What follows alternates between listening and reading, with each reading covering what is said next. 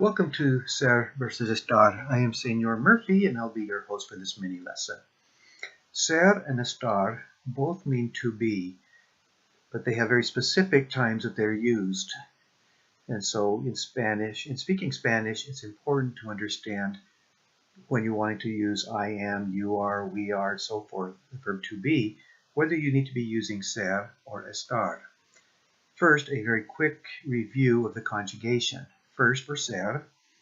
Ser is a very irregular verb, as you'll notice as we go through this. Soy, I am.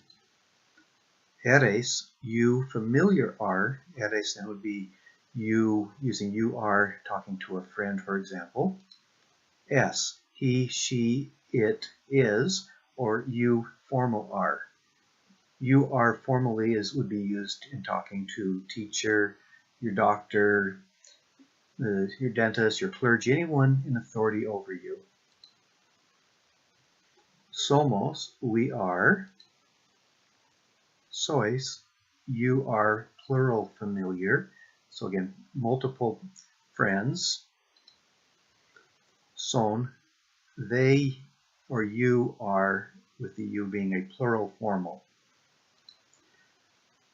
Estar, again, this is irregular but not as drastically irregular as ser.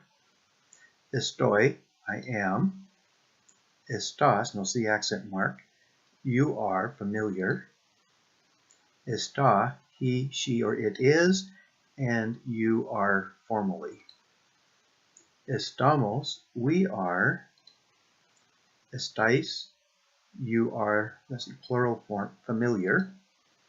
And están, they or you are, this is one being a plural formal you. An easy way to remember when to use ser or estar is using a couple of acronyms. First, for ser, you use doctor. The D in doctor standing for date. Hoy es lunes. O, occupation. Mi padre es constructor. C, characteristic. Somos inteligentes.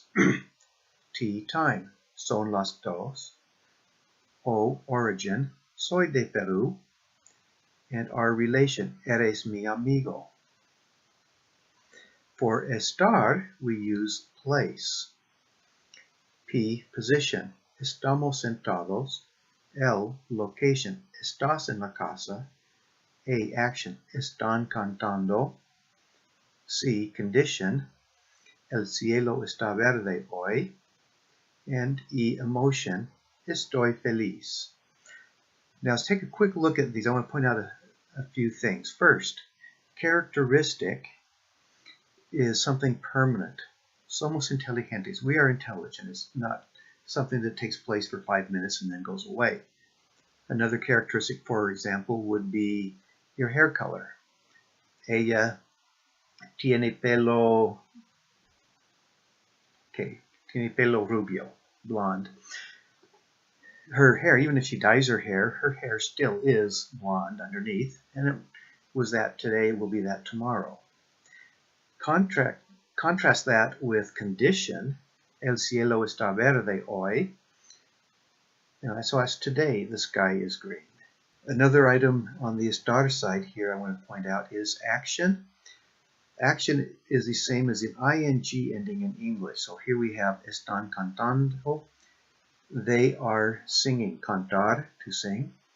The ando ending in Spanish is the same as the ing in English. Let's see, a couple of others over here on the ser side. Origin, you can say, soy de Perú, I am from Peru. Or you can say, soy peruano, I am Peruvian.